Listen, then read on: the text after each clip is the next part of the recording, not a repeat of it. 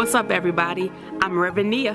I'm Minister Wallace. My name is Reverend Tiff, and welcome to Millennial Conversations. Millennial Conversations is a Bible study specifically for young adults where we teach through dialogue and have candid conversations from an emerging generation of leaders. Be sure to repost and share with the hashtag RTMC. That means Read Temple Millennial Conversations. And don't forget to engage with us in the chat. You can tune in to our Read Temple website, Facebook page, and YouTube channel every Thursday at 7 p.m. So grab your pens, grab your notebooks, and join us for tonight's rap session.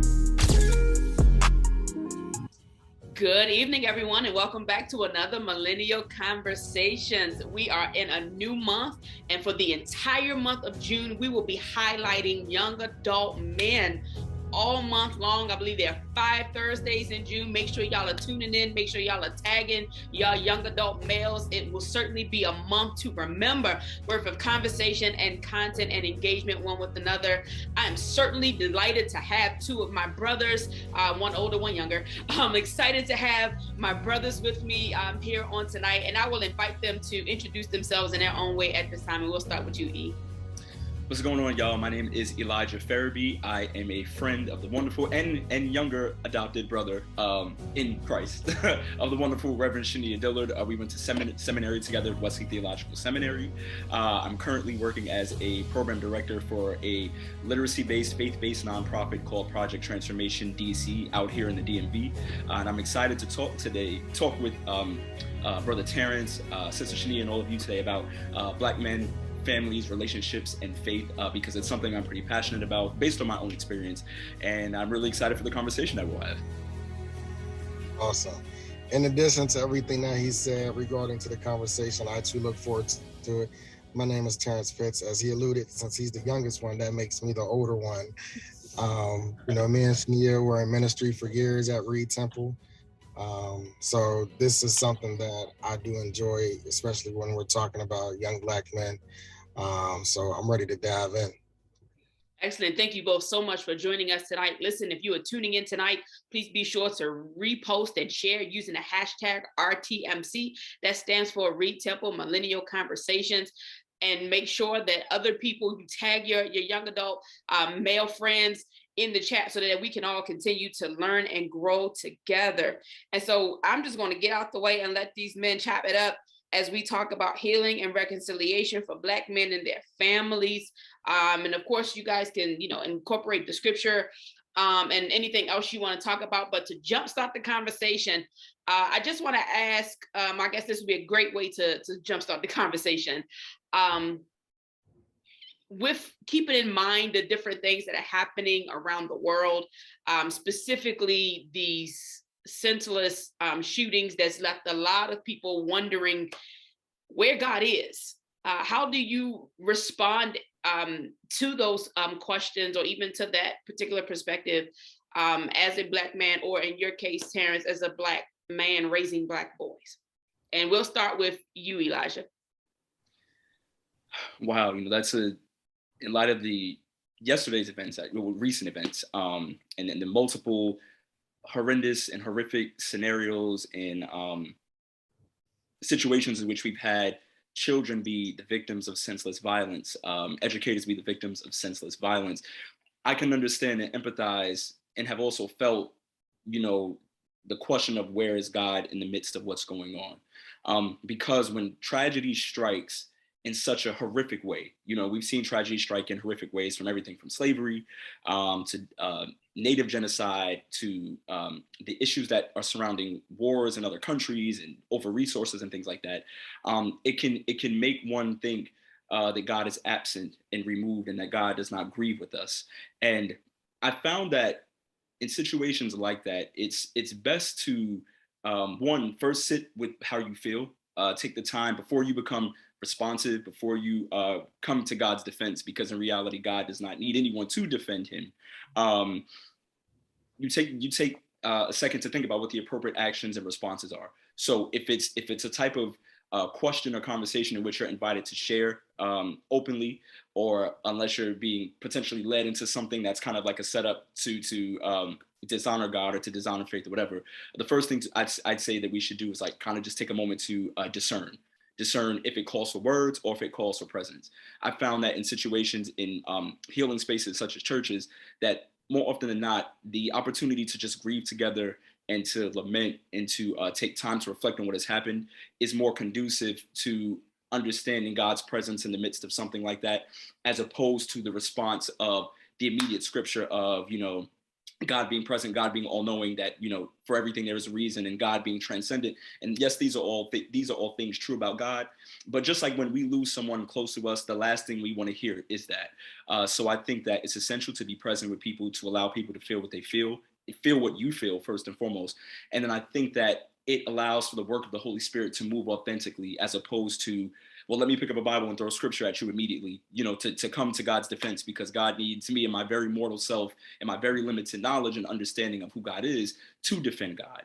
And I think that, like I said, to not be repetitive, once you create space for authentic feeling, if that's anger, rage, uncertainty, calmness, whatever, God is able to move, and God doesn't necessarily need you to defend or be a mouthpiece for him in situations like that. So just being present, just being open, and knowing when to speak and when not to speak is how I tend to respond to it.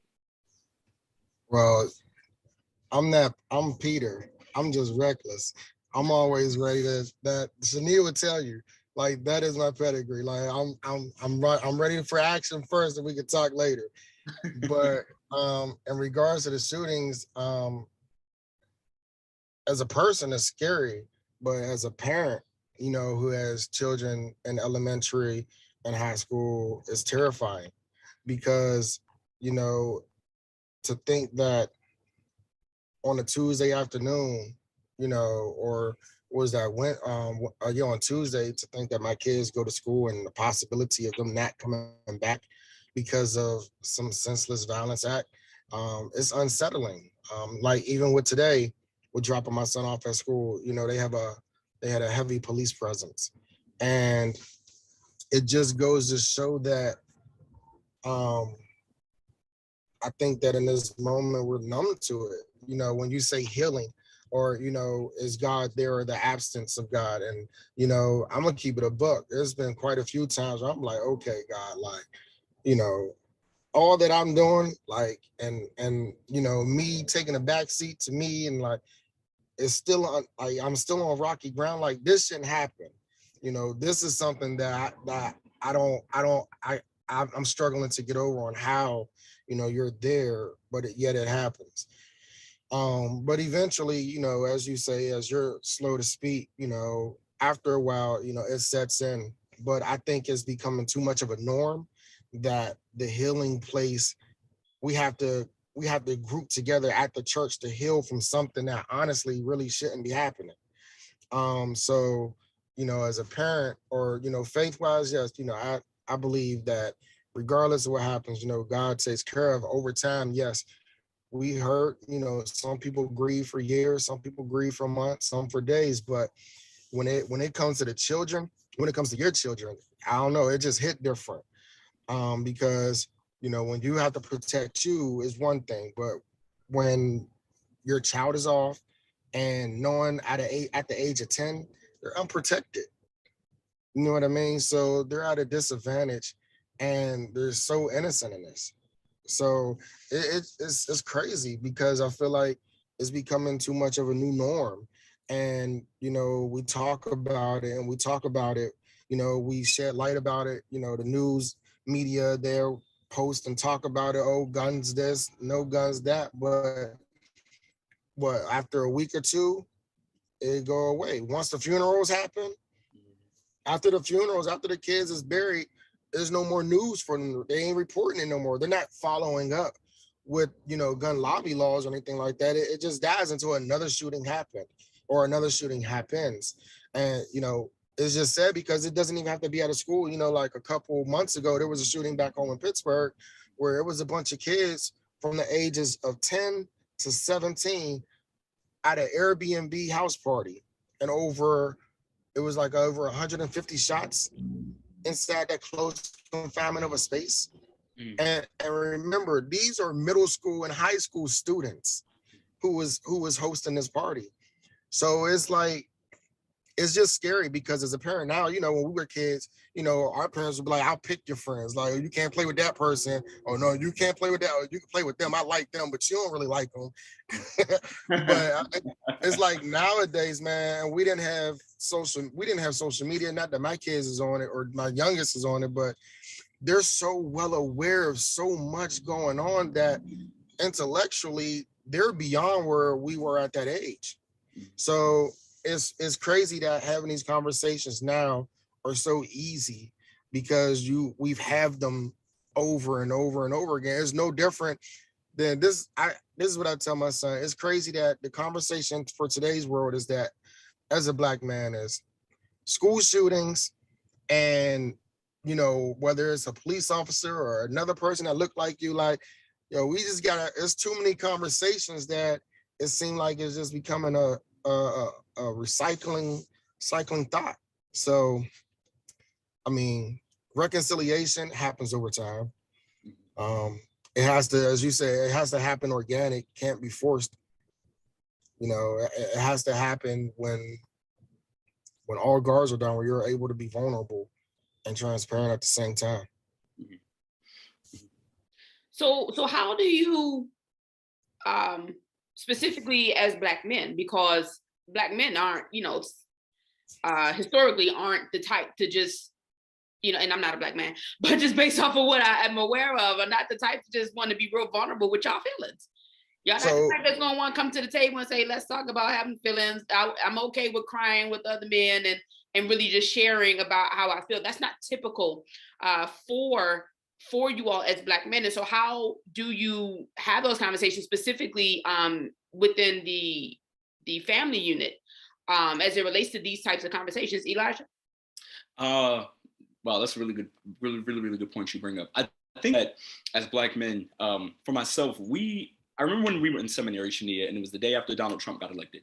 And a lot of our white counterparts at the school were distraught. I mean, there were tears, it was raining outside, and people were they were hugging each other and they were crying. And I remember a white student came up to me, he touched me on the back and he said, "Are you okay?" And I said, "Why?" He goes, "Well, you know what just happened." And I'm like, "What, Donald Trump got elected?" And he goes, "Yeah, aren't you broken up about that?" And I said to him, we deal with so much just being Black folks in this country from the time that we're little, that there's an extra level, I think, of like fortitude that we have that prevents us sometimes from, I think as Terrence kind of said, like immediately not being numb to something. Like, we don't mean to be, or we don't mean to be insensitive. Sometimes it's just that when it's like you develop a toughness, not intentionally, but you develop a toughness to tragedy, to being emotional in some cases, or being sensitive towards some things, because it's just life. You're taught mask your emotions. You're taught to be tough regardless of what you're faced with. You're taught to suck it up, so on and so on and so forth. All the things that we as Black men and Black women also can identify with. And so I found that I'm really grateful for the more recent work, because as Terrence mentioned, as we were growing up, I think that the space in a lot of Black homes for like the importance of mental health care and counseling and soul care, with those words directly, were not necessarily a conversation. So we happen to be adults in an era where it is all over the place for kids younger than us.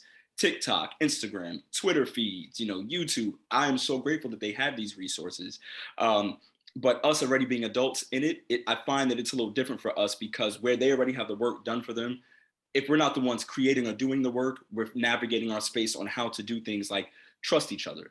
So growing up in Brooklyn, I've had both positive and negative relationships with Black men, from Black adults to Black boys my own age. When it came to Black boys my own age, they tended to be a little bit more violent, because of the fact that I was, robbed by a group of boys when I was 14. My friends and I were pretty much almost jumped by these boys when I was also 15.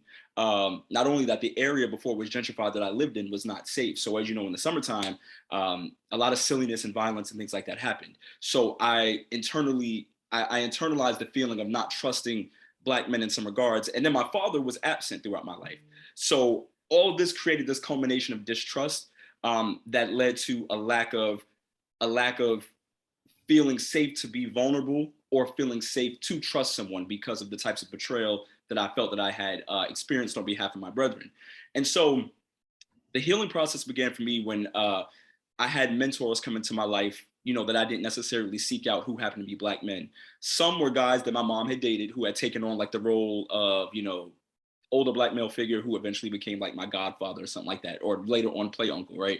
Then a campus minister when I was at Virginia State, and then some good brothers I just connected with. So I found that when I had a space of commonality with other brothers, so mentoring programs that I was a part of, classes that I was taking, spaces I was occupying, we developed relationships because we had shared interests. We had a goal that we were seeking together. And through that, we were able to do things like talk about feelings and trauma before we knew the word trauma, to be honest with you, and the different types of experiences or shared experiences that we had.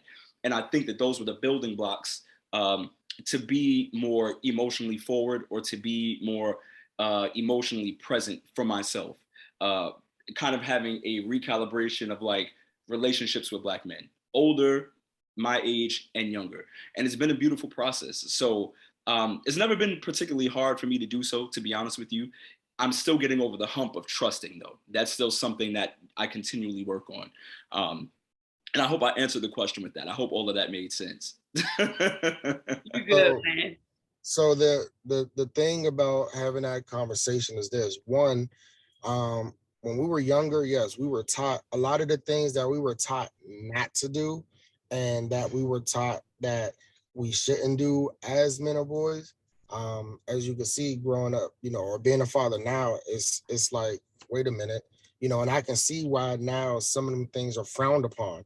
Because for me, growing up in an era like that, immediately and initially, that's how I want to do with my son.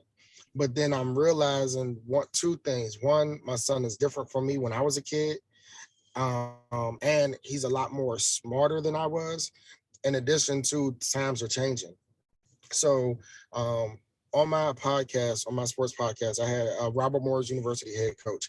He just wrote a book called Ascension, a guide to becoming a better man, father, and son. And it was crazy because this was our topic on the sports podcast. Our topic was this. And it was crazy because he brought up a lot of things that I, even at the age of 40, had not even thought about. You know, he said, why, you know, as men, we tell our sons, we go buy condoms for our sons. We tell our sons it's okay to have sex. But for our daughters, we tell our daughters to wait until you're married. Wait until it's like, you know, so we already are teaching our Black men something completely different that we're teaching the women. You know, instead of saying to our sons, your body is precious. You know, your body too is a temple. Treat your body as such. And it made me realize through that conversations, because, you know, you wouldn't dare tell another man 20 years ago, hey, I love you, bro. Like before, you know, when two fellas get ready and leave, instead of saying I love you, they're like, bro, one love. We'd say one love. Like that was as close as it got.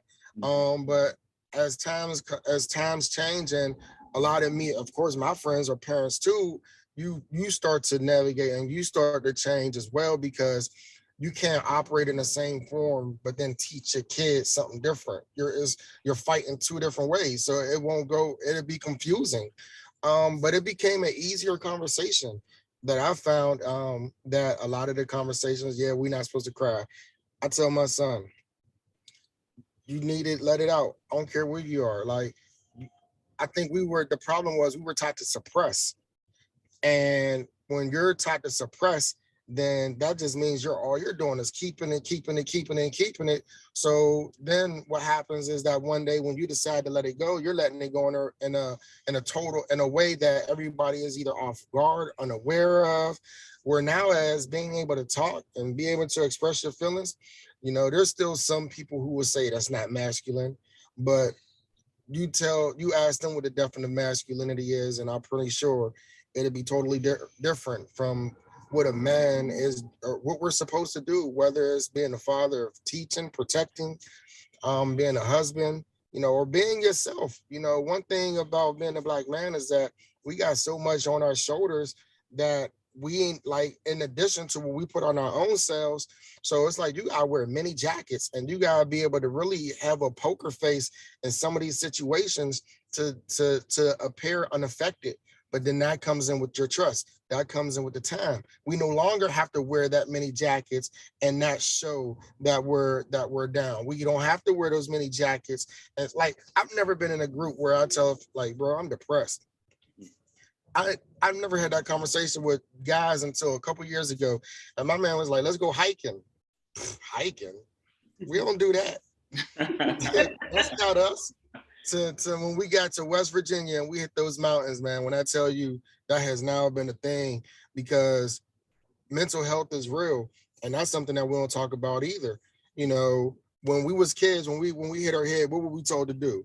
We was told to go lay down, take a nap, sleep it off. Kids bump their head nowadays, they told not to go to sleep. You see the difference? Like, and that's what we're talking about. That, like, what we were taught then, go to sleep it off, it's okay.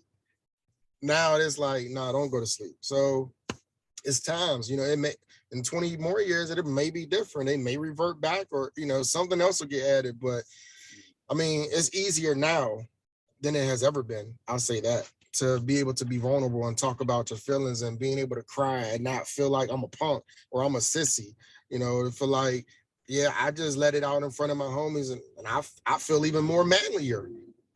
You know what I'm saying? Like, I can't question it. Yeah. I feel like tragedy has opened that window a lot too, because in the past 10 to 15 years, I want to say probably since like 2011, 2012, you know, we've had so many instances of police brutality against Black folks in the country. So because of that crushing collective communal I guess weight of trauma that kind of weighed down on us, it made us look at the institution of racism, but also internally, I think, like how we treat each other and how we respond to things like that. You know, so when you look at your Trayvon Martins, your Alton Sterlings, Sandra Bland's, you know, Mike Brown's, George Floyd, so on and so forth. And as you see, tragedy unites people. You know what I mean? Tragedy from even this year, Ukraine, so many things have happened. What else has happened? What happened in Buffalo, New York, as well as what happened yesterday. Everybody is coming together. And, you know, when it begins with prayer, then it starts with conversation, and then hopefully it leads to action. But just like 9/11 in DC and New York, when I was growing up in Brooklyn, I had never seen so many different people of different cultures be unified in New York in such a way because of that tragedy that happened. And then what domino, I guess, affected from that was that people wanted to check in on each other more. They wanted to make sure that people had certain things. They wanted to make sure that, you know, people said things like, I love you, and were intentional about spending time, because tragedy has a way of reminding you of how fragile life is, you know what I mean? And how instantaneous life is, and how quickly you can be here and you can be gone. And you have no say or idea of when that'll happen.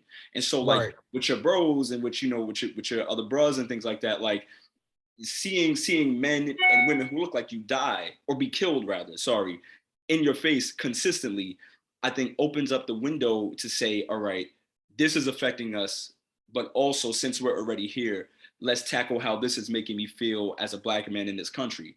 And then once we open the door of this is how this is making me feel as a Black man in this country, well, this is how this has impacted the mindset I had that was developed by my family. So let's have the conversation about family. And it's like, as wicked as those things are that happen, the things that come out of it, which I'll be careful to call beautiful, but the things that have come out of it in terms of communal transformation, specifically for Black men and families, has been astounding. And I don't know if it would have happened without the weight of something as massive as the effects of institutional racism.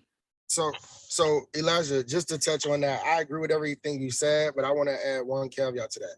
I think just as much as we come together during times of racist shootings, what I think also too is, man, like we gotta drop this street code of, like, you know, when it happened in the neighborhood, we don't talk, but yet we wear a RIP shirt. Like it's like wearing RIP shirts is like it's like popular in our culture.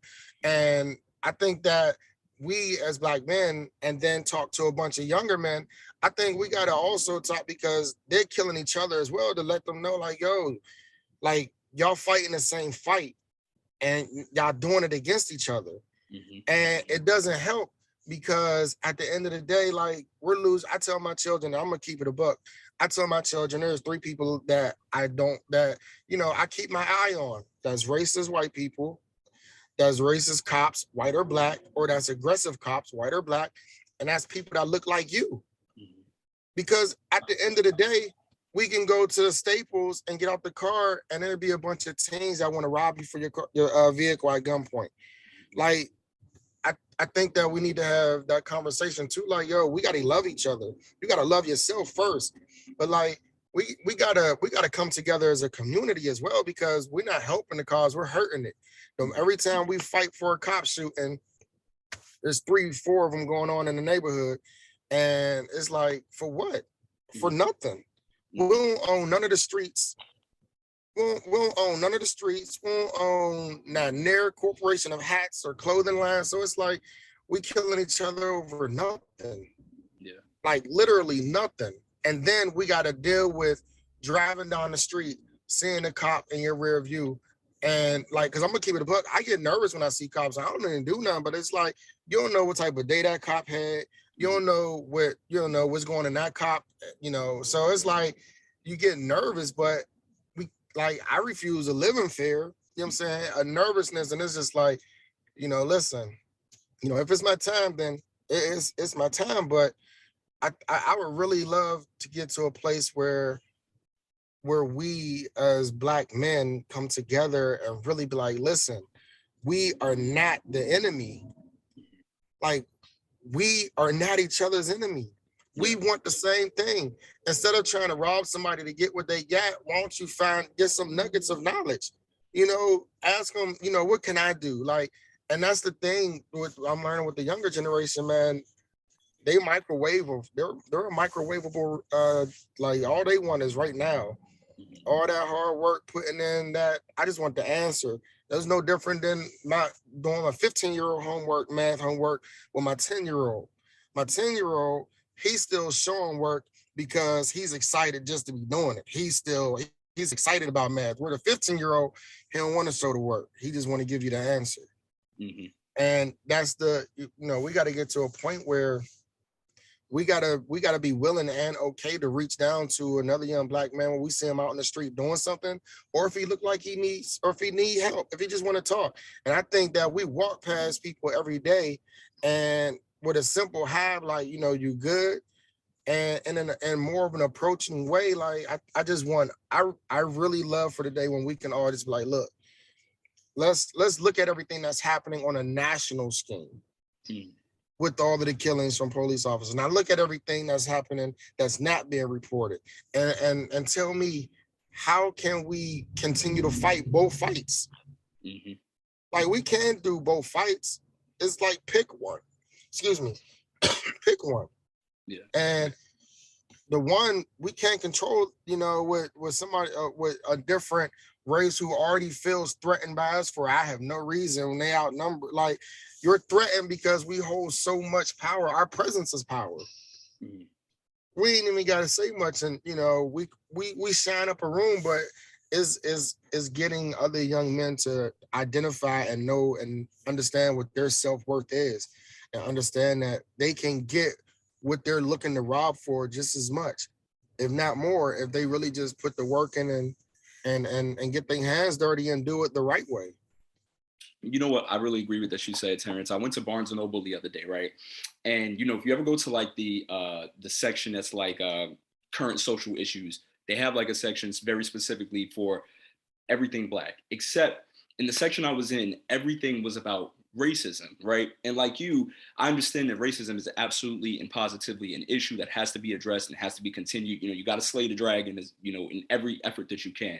But also there's a very real directness that needs to be confronted that I can't find any literary works on, at least on a larger kind of level, about the ways in which we treat each other. We can blame racism for a lot of things because we know, like, yes, obviously, but if I decide to rob you in a moment out of jealousy, that doesn't necessarily immediately have something to do with racism. Or if I decide to be absent from your life as your father, it's kind of a scapegoat. You know what I mean? Because it's like, okay, Yes, sure, racism. That's like blaming, to me, sometimes it's like blaming the devil. Like, yes, we know that these things are real, obviously.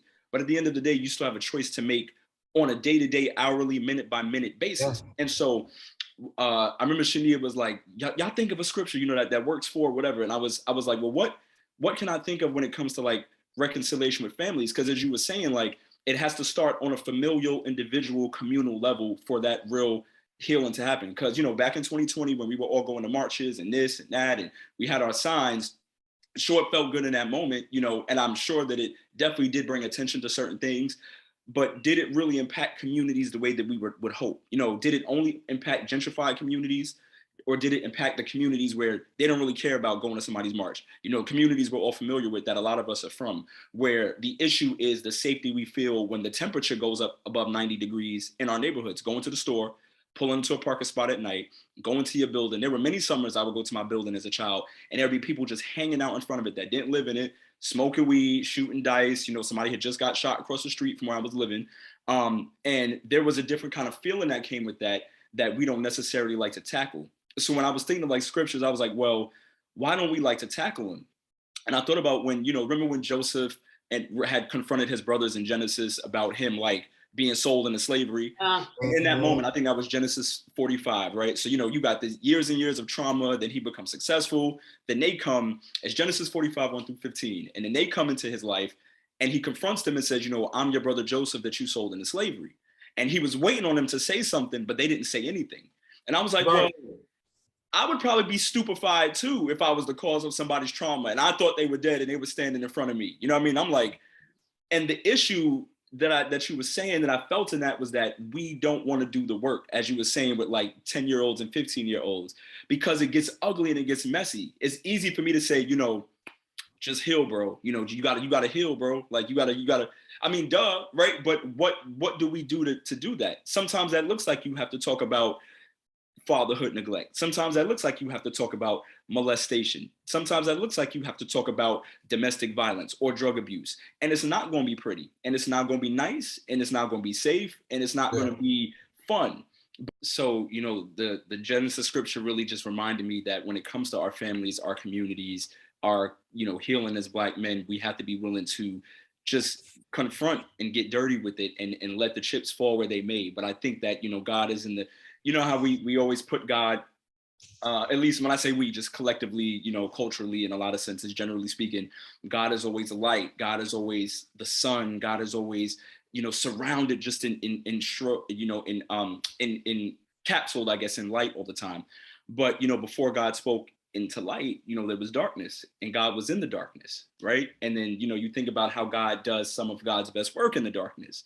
So it's like, even though what we're walking into may look like a dark situation, a hopeless situation, a scary situation, I believe that's when God is with us the most. And for families to reconcile and for Black men to gain that healing with their family, we have to be able, and I guess fearless, to walk into the darkness, but know that God is walking with us and leading us. And on the other side of that darkness is the true life that begins. Just like in the beginning, let there be light, and all the beautiful things started happening. I just feel that that's where we can go with that for sure. So, and I'm gonna jump in real quick. I know, when you was talking about the story in Genesis with the brothers, the crazy thing was their expectation of what they thought they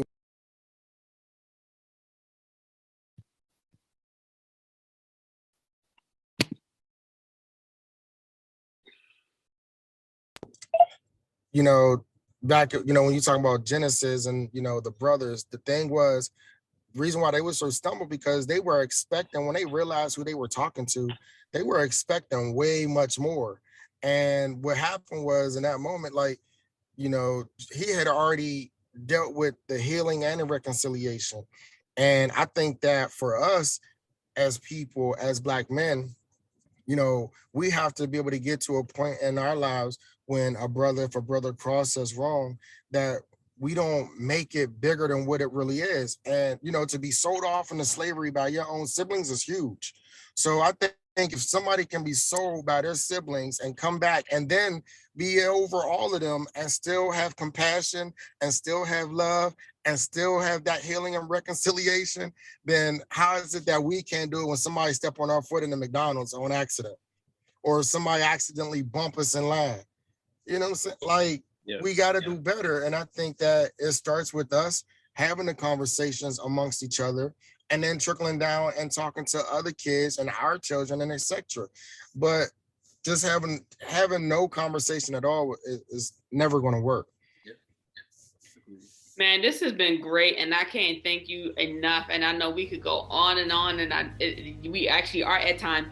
But I appreciate you both so much for being on, and we'll probably have to put a to be continued on this, and definitely have you both back. But this has been so rich. And we don't ever want to take for granted that the people that are tuning in tonight, that are learning and growing one with another, have a relationship with Jesus Christ. And so if you're tuning in tonight and you are unsaved, you are unsure if you're saved, you don't even know what it means to be saved, I invite you to make a bold faith move on tonight and type in the chat, "It's me." Maybe you're already saved but don't have a church home where you're growing, not just where you are going. If that's you and you believe the Lord is leading you to become a member of the Reed Temple AME Church, I invite you to make a bold faith move and type in the chat, "It's me."